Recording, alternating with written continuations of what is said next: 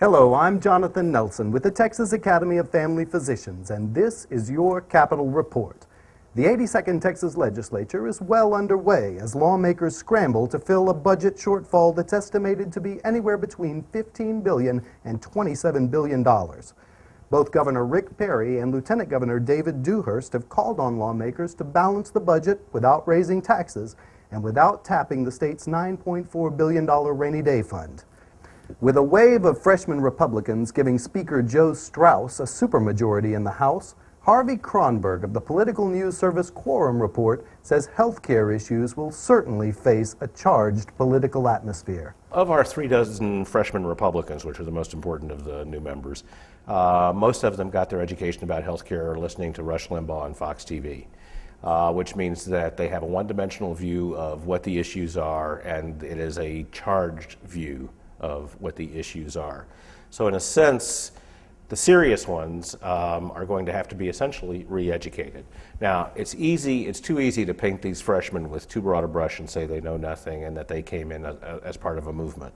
You've got some former school board members, some former city council members, some former mayors that understand what governing is about. So I would say the caucus, the freshman Republican caucus, is about half of people who came to tear down the walls and half who are just simply trying to make government run more efficiently and more effectively. But when everything is said and done, you have these interest groups off camera who have already painted Straus as some kind of traitor to the Republican cause, and anything that looks like moderation is going to be penalized. There will be shrill arguments in the background, make it very difficult for these freshmen to get focused on what the real issues are.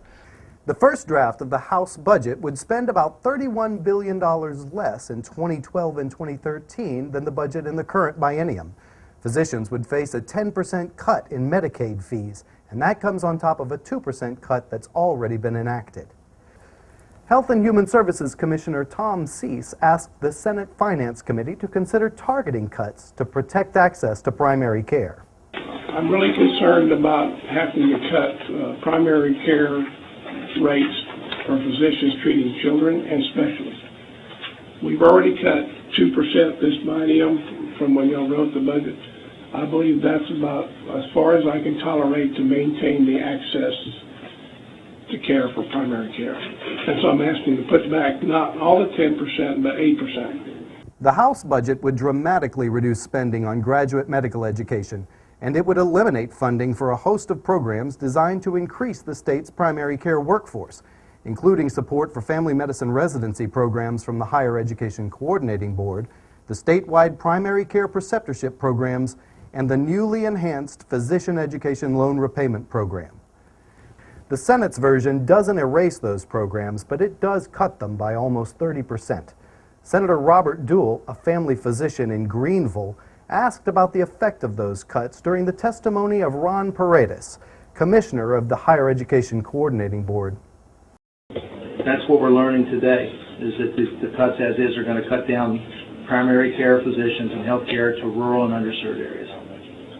Unfortunately, that will be one of the consequences of this budget. There were no, as you know, Senator, there were no easy choices.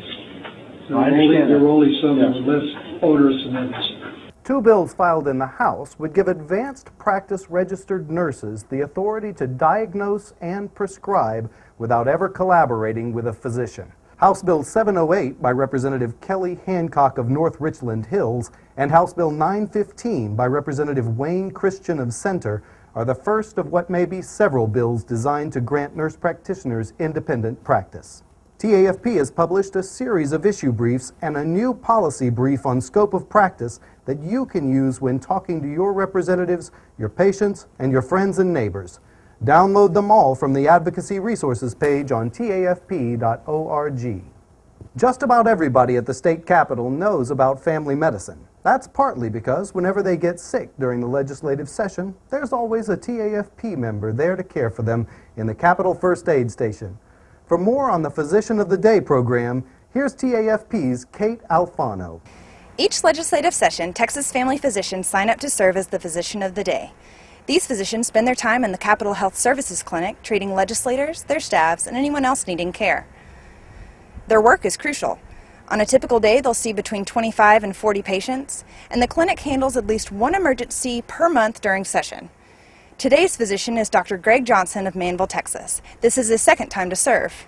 I think that our state representatives need to know that as family physicians, we care about what we do. We care about them as individuals.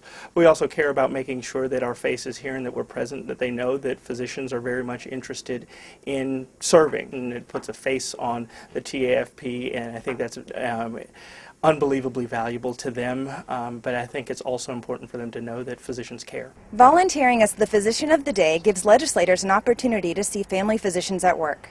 There are still spots available in April and May. For more information and to sign up, go to the advocacy section of TAFP.org and click on Physician of the Day. For TAFP News, this is Kate Alfano. Here at TAFP, we want to hear from you. We want to know what you think about topics that affect your patients and your practice.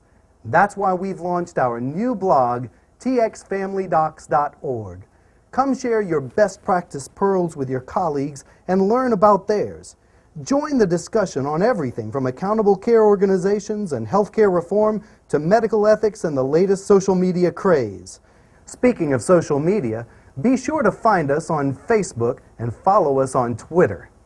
For more in-depth coverage of these and other issues important to the family physicians of Texas, check out the news update block on TAFP's homepage at tafp.org.